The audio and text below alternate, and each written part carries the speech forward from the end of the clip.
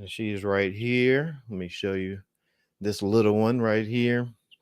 So we're going to talk chicks tonight a little bit, and of course, they'll be a part of tonight's message. But I have one of the baby chicks with us, so we are being joined tonight by her. So today, um, I was out and I was getting some stuff for the farm, and there were some chicks there, and I've been thinking, all right, I'm going to get some more chicks because last year my flock had been attacked, and the 25 chickens that I had last year, they were killed by another animal. So today when I was out, I saw some chicks, and I was thinking, I was like, all right, my other girls are getting older, and um, I said they'll stop laying within a couple of years. So let me go ahead and get some more chicks. So I bought some chicks today, and so today is day one of having some new baby chicks. So here's one of them. Um, they are what's called Buff Orpingtons. So that's their particular breed, and I have some other ones, two other ones that are called Australorps. So I don't have any Australorps currently. I do have Buff Orpingtons right now that are older, and they're this brilliant yellow color. And so these girls will grow up and look like them. But as I was thinking about tonight, and the message, and having the girls, and they're actually over in a bin over there in front of me, and so I'm looking at them right now, and I decided to bring one over because I think one of the things that there are a lot of lessons to be learned, right? And so here are these chicks today. They were in a different environment, and then I decided, okay, I want to bring them home with me, and so I bring them home with me and bring them to the farm. New atmosphere, new environment, and of course, they have some stress in this situation. So I've been doing everything that I can to cause their transition to be peaceful.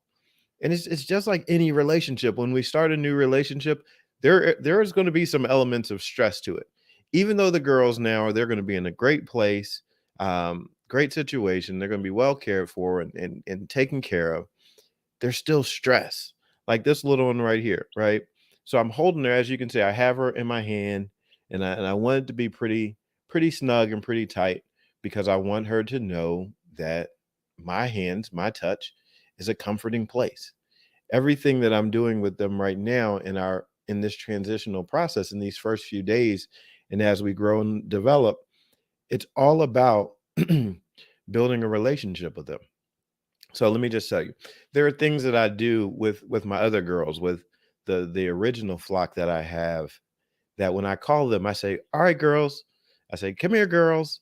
And so when I do that, they know that I'm going to feed them. And so I did the same thing today, starting with these little ones. When I put their food in their container, one of the first thing I did was I had the food and I put it in their container. I said, "Okay, girls." I said, I said, "Okay, girls. All right, girls." And so I started calling them. I wanted them to know my sound, building the relationship. See, it may seem like really silly to do things like that. You're like, "Oh, it's just a chicken." But they know. People know when I'm coming at the farm because the chickens all come running towards me. And so right now, in my hands, someone says, "How does it feel?" Well, right now she's closing her eyes. She's actually starting to like rest. I can feel her little heartbeat, right? And it is like just fluttering, but I feel her heartbeat and really tender. And so I know, like, in my hands there's like this little precious life, but I have her all kind of tucked in so she's nice and warm. And so building that relationship with them from the very beginning, what you want in your relationships, you get to set the tone, right? Whatever you want it to be, whatever you want the sound of your relationship to be, the way that you communicate, you start it early. Starting by everything that you do is laying a foundation. So there are some things, right? I love that her eyes are closed right now. And let me see if you can see her eyes are closed. So you can see there, and they might open up in a second. You'll see the difference. But right now, her eyes are closed, which means she's, you know, basically going to sleep, which is cool. I'm glad that she feels that comfortable. And so now her eyes are open. And she's like, will you stop talking so I can get some rest? Like, what is going on? Right. So this is a new situation. And so one of the things that I do with with the chickens when I go to pick them up, and here's some strategy. Like it's not just about chickens. I'm just talking relationship strategy. One of the things I do with the chickens when I go to pick them up is I put my hand down flat under the bottom towards their feet. And so that way they can walk up onto my hands. And there's a reason that I do that. The reason that I do that is because if something is going to attack them, more than likely it's going to attack from above, right? Another predator, another bird or a hawk, or, even like a dog or something is really going to be from a higher position attacking down. So I want to build a relationship with them where they feel safe and comfortable with me. So I want to work from the bottom. So I put my hands beneath their beak and beneath their chest area. So that way they know and they think, oh, he's not coming to attack me. Even though I might be standing above them, I try to position myself beneath. Why? Because I want to eliminate the feeling of being threatened. See, little things like that. This is why I think relationships are so amazing, because we get to strategize how we want our relationships to be, and then we get to execute them, right? Like this is a chicken. She's going to lay eggs, walk around, eat worms, eat grass, do that kind of thing. But imagine what it looks like in our relationships with other humans if we approach our relationships that way. Like if we begin to think, all right, where where does someone feel threatened? Where do they feel intimidated? Where do they feel like somebody is attacking them? Do I sound like that person that they were once in a relationship with that was abusive? Are my actions, do they look abusive, and do they look like I'm uncaring? No, right? So we want to strategize so we don't present ourselves that way. I don't want my girls to look at me and think, "Oh, he's a predator." Now I am a predator, but I don't want them to think of me that way. I want, when I'm interacting with them, I want them to be like, he's our protector. Even though he has eyes in the front, even though, he's a human, we want our human to be seen as a protector. And so this is how I want to strategize with my relationship with them. And I think we can all do the same. Even like I said, down to the way that I'm holding her right now. I have my hand snuggled around her for a couple different reasons. Her body temperature needs to be at a level that's kept pretty high because her feathers haven't developed. Because I know she's in transition and she's developing, I know that the environment, she's vulnerable. And so she doesn't have her friends around, like they're not around right now. And so she doesn't have the warmth of her community. So I have to be that. Again, strategy. What can we be in relationship to someone else where they say, when I'm with you, I'm safe, right? So her eyes are again closed. She's going back to sleep. So guess what she knows? I'm safe. That she can have rest means that she's safe. And I think we can strategize that. I think we all have that capacity, whether we're working with another person, whether we're working in our business, whether we are, doing some pursuit or endeavor. Even when you're working with yourself, here's a question. How do you approach yourself? Do you hold space for yourself that is safe space? Or are you a person that attacks yourself, that beats yourself up, that wounds yourself, that are you the predator to your own self? Are you the person that's attacking your own self and doing great harm? See, these are things we need to consider. And for me, what I found out in these past few years is that this is like working with these animals has opened up my life to so many lessons. Now I'm gonna give you the truth, right? I'm gonna give you the truth. A few years ago, before I ever owned any chickens, I was afraid of them. I was afraid of chickens because I felt like I don't want them to scratch my eyes out. This was my thing. I don't want them to scratch my face. I don't want them to scratch my eyes out. And I just felt like they were flapping birds and they could scratch my face or scratch my eyes. A friend of mine, he was keeping his chickens at the farm. And so that's where I was first exposed to, chickens other than KFC, right? Other than Chick-fil-A. Sorry. But you won't be Chick-fil-A. But anyway, so that was the first place I was exposed to them, and I was intimidated, like, by chickens because I just felt like I don't like them. And I didn't like being scared, so I said, "All right, I'm gonna start a new relationship. I'm gonna start something new." He had moved and his chickens were gone, so I said, "Okay, I'm gonna get my own chickens. But I'm gonna get them from the time that they're very small, and then I'm going to raise them. So that way they'll know me and they won't want to attack me." Now, chickens, my experience is that they're not just out attacking people. Well, at least mine aren't. But obviously, I develop a certain kind of relationship with my chickens because I don't want them to be attacked chickens. So, like right now, I do this. I do this holding and touching and picking them up because I want them to remember as they grow up. I don't have to attack him. When I see him, that means good things are going to happen. So I was afraid, and so I started raising chickens, and as they got bigger, right, they were my girls. I'm like, "Oh, these are my girls." They were just like a dog or just like the horses to me. I wasn't afraid anymore. And so many lessons, but the reason I wasn't afraid was because I put in time. I invested in time in the very area where I was afraid so that I wouldn't be afraid. I had to learn them. I see someone on right now. Jen Bean, what's up, Bean? See, Jennifer, her and her husband Mike, they were the ones. And Jen could tell anybody that I was scared. She would say, just go pick them up. Just go scoop them up. And I would fake like I was trying to catch the chicken so I could pick them up, but I really wouldn't because I was afraid. And Jen knew I was afraid, and she would torment me. She was like, "Just go pick them up. Look at my kids; they can pick them up." And so Jen got me going with chickens.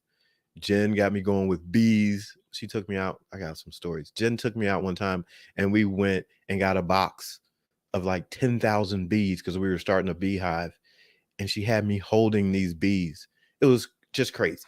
But being around somebody, right, that said, "Hey, you don't have to be afraid. Let's do this." She expanded my life. She right now is like, "Oh, look at you holding the chicken." She's like all proud of me because she knows I learned from her. She expanded my life. This is why our relationships are so important because Jen had the chickens in her house and I had to go visit and she got me going.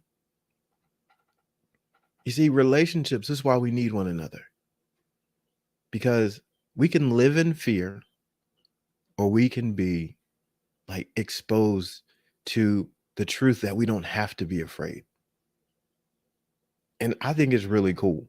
Like next week, and part of having the chickens next week, I'm going to take the chickens and they're going to go and be at an elementary school for probably a week, and they're going to live there, and I'll do some lives and I'll do some videos for the kids in elementary school, and I'll talk to them about the chickens, and the chickens are going to get to live in their classroom, right? It wasn't my intention when I bought them to do that, but I started thinking, I said, "Oh, they can go be in a classroom." And I made some calls. I reached out to some people. I was like, "Hey, do you want to have some chickens in your classroom?" And so now I'll be able to talk with them and share with these kids, and they'll have chickens in their class. And guess what? One of the other things they're going to be able to do, they're going to be able to hold them and touch them and get these chickens used to having people around. All strategy.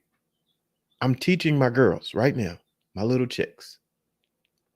I'm teaching them not to be afraid, right? I'm going to put them in situations where they're being touched and handled so they won't be afraid, so that as they grow up, they won't feel like people are around just threatening them. Protecting. What I'm doing is I'm protecting our relationship from the beginning. I'm going to teach the kids, Hey, put your hand down low. Let the chicken walk up on your hand. Make sure you hold it and cup it real close to you, right? And they'll probably be nervous because they'll think, oh, it's squirming, or oh, I don't want to crush it. Where you going, little one? I don't want to crush it. And I'll teach them how to take the power that they have and control it. See, that's the cool thing about this. Like these kids, they'll have the power to actually crush a bird in their hands, but they're going to learn how to give and use their power to create comfort without creating pain. And it's such a great thing. Like for me, I don't know, I'm just kind of talking right now and just sharing some thoughts.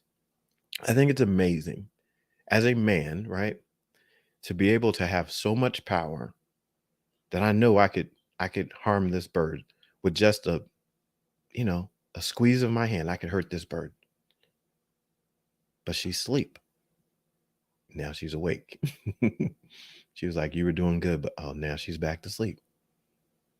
That she could rest in my hand, away from her friends, in a new environment, she could have rest. Like, that's powerful to me. That is power. That is power. To know that you can do something and know that you can cause harm, but instead you can cause peace. That's power. And I just encourage you, like, as you look, as you watch now, what is the power that you have? Like, what power do you have in your life? What can you do? Right? Don't limit yourself. Recognize you have power. It's a good thing that you have power, and then use it. Use it to make your dreams come true. Like this little chicken now is a part of my dream.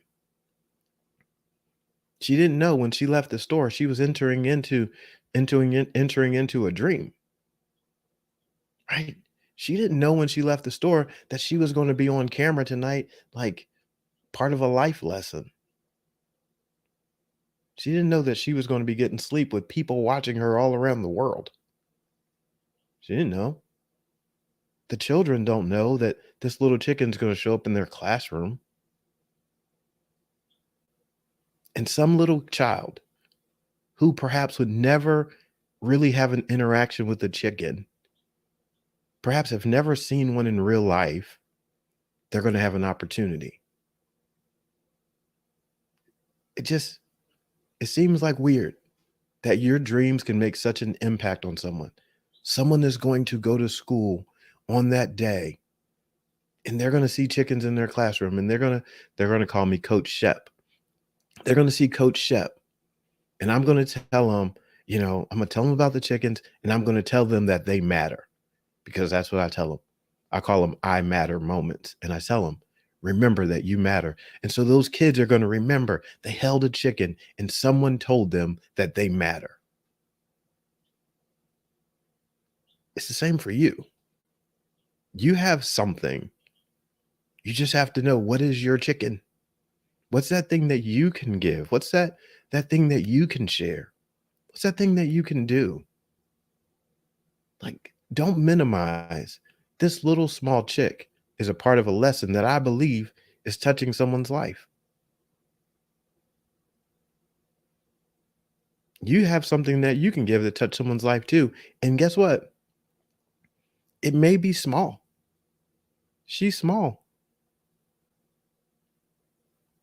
but she's here and we're here together.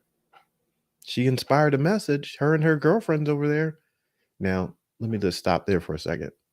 Side note. So 8 of the chickens are just like this little one. They're gold. They're called Buff Orpingtons. 2 of them are black. They're called Australorps. Now, the Buff Orpingtons I know are all females. Okay. But I don't know about the Australorps. So I might find out that I have a rooster at some point, which is going to totally break up the girls' party. And I don't know how that's going to work because, the girls, they're going to lay eggs and they'll do their thing. But if I have a boy, if I have a rooster, he's going to want to make babies, which, you know, which is cool on one hand, right? It's cool on one hand. But I'm like, "Oh my gosh." Like, I've never had boys. I've only had the girls. So I don't know how that'll work. And I hear, roosters, they can be a little feisty, I've heard. But again, maybe ours wouldn't be because he's going to be handled and touched and cared for. So maybe he would be cool. I don't know. But we'll see. Look at you yawning. But we'll see. Right now, I don't know if he's a rooster, if there are roosters or not. So let me just answer this question. You actually do not need a rooster. Okay. So right now I have 18 hens, which are the females. I have 18 hens plus the babies now. So I have 18 full grown hens that have been laying eggs for a while. They will lay eggs. They will lay eggs regardless of having a rooster or not. What the rooster does is the rooster fertilizes the eggs. So a hen will lay eggs and it'll just be an unfertilized egg. No chance of there being a baby in there. But if you have a rooster and the rooster and the hen get together, then you could have a fertilized egg. And those are the ones that they sit on and sit on and sit on. After a while, they hatch, and then you have babies. So that's how that works. So all the eggs that I've ever had at this farm, they've all been unfertilized because I've never had a chicken. I mean, never had a rooster. So that's how that works. So, so yeah, this one is she's getting her rest, and but like I said, I wanted to bring her on camera and share the message that when you're starting a new relationship, you get to set a tone. Right? You get to make it what you want to be. You get to train it and develop it and make it be something. You see her? She's back to sleep again. Her eyes are shut. And inside the palm of my hand, she's warm, right? And over in the bin, I've done what I can to make them comfortable. Like I have a box and I put a blanket inside the block box so that when they go underneath, they can feel like they're basically nestling under their mom. So I tried to simulate that by, having this blanket in a box. And so if they get too warm, they come out from under the box, or if they want to go scratch around and eat, they do that. And then if they get cold, they go back in because I want them to feel comfortable. And like I'm not even using a heat lamp or anything. I'm just using that box and they're warm. And so that's what they're doing. So you'll be able to be a part of this journey. I'll share the chicken's journey as they grow up. And there will be more there'll be more messages that come from these chickens. Matter of fact, let me tell you this real quick. When I first got started with chickens a few years ago, I was so excited about the process. And I didn't know much. So I didn't know anything really. So everything was brand new to me. And I started doing me, I'll create an inspirational moment and talk off of anything. So I started doing these things and I call them chicken inspirations. It's like chicken, but I call them chicken inspirations, right? And so I started doing them on YouTube, on Facebook, and whatnot. And then people said, "You need to create a group, and you need to do this," and people were encouraging me because of what I was doing with the chickens to start talking. That's actually how actually ended up kind of moving towards TikTok too, because people were encouraging me to continue talking about the animals and what was going on. So again, let me just share that with you. You start where you are, and you never know if you're impacting someone, you're making a difference. They may encourage you in a particular way, and that's how you can find direction, right? Someone might tell you that what you're doing is making a difference. I'm trying to keep her in the camera so you can see. And I'll tell you, I wish you could be here to hold them, but her heart rate has settled down. Before, her little heart was racing, right? It was really racing. And right now, it's like super still, super quiet. Thank you for the birthday wish. So before, like when I first was kind of started, her heart was racing a lot. And now she's like really, really, really quiet. And her heart is like I can't really detect it now. And that's amazing because, I mean, it's so small. Like, I don't even know what size it is, but I know she's this big. It can't be, but so big. But I felt it all throughout her body. It was just, flutter, flutter, flutter, flutter, flutter. But now it's super still. So just want to encourage you, um, again, to look at what you have, look at the relationship that you have, and decide what you want it to be. Right? Don't limit yourself. Don't cut off your potential. Don't let fear rob you. Actually, look at fear as an opportunity for your next step. See, when I was afraid of the chickens, I had a choice. Either I can always eat them as dinner, or I can learn them, grow them, build relationships with them, have them at the farm, have them so people can have experiences. And so I decided to use fear as the very place that was creating the next opportunity. I said, I want to learn. I do not want to be afraid of these birds. So I went and bought some, started to learn about them, joined some Facebook groups, and now I'm a chicken dad. So it's pretty fun. So I'm going to put her back, and the other ones are there. But we get ready to shut it down and let her go over and get some sleep. But I appreciate you all hanging out with me and having some chick inspirational moments tonight. Means a lot. And I will shut it down as I do. Shut it down with a prayer. And you know what I say. You don't have to believe what I believe. Oh, where you going? Where you going? What? Where we going? What? What's going on? What's going on? So we're gonna shut it down. And because she didn't like me adjusting. My fingers are getting numb. All right. Father, thank you for this day and the opportunity that you've given us to be together. Thank you for the blessings of these days and the blessings of each and every person that is here watching live and those that are watching on replay as well. Thank you for their life and thank you for the gift that is within them, that special thing that they have that they can offer to the world or to someone around them that can make a difference. Thank you for giving us the mindsets of having intentionality in our relationships where we can strategize love and life and the leadership that we possess. Thank you for allowing us to have connection, for allowing us to have dreams and visions, and to be powerful enough to execute them, to be powerful enough to realize what we hold in our hands and to care for it and to protect it and to serve it and to nurture it. Thank you for that opportunity. I pray for each and every person as they move into their dreams and their gifts and their abilities and their talents and in their relationships that they would do so with love leading the way. Let them be strengthened as they go. I pray that wonderful transitions and change would happen and growth would be the result of their efforts. Thank you so much for them. I pray that you give them a wonderful night's rest and a productive time of work whenever that time does happen. Thank you in advance for these things. In Jesus' name, amen. All right. So now she got to hang out and be a part of a prayer too.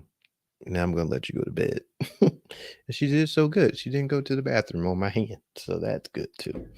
So, Mile High Fitness, thanks so much. All right, everyone. You all have a good night. And yeah, I did basically get some chicks for my birthday. And there'll be a couple more that'll join the flock as well. But right now, it's these 10. But next week, there may be a few more. So stay tuned. I will let you know. Have a fantastic night. And if you want to hold them, come over. You can hold them. See, since you said you want to hold them, Rebecca, come on over. All right. Have a fantastic night. I'm B.A. Shepherd, 2 P's, ARD, reminding you to be a shepherd. The world has enough sheep. Have a fantastic night. Love you much. See ya.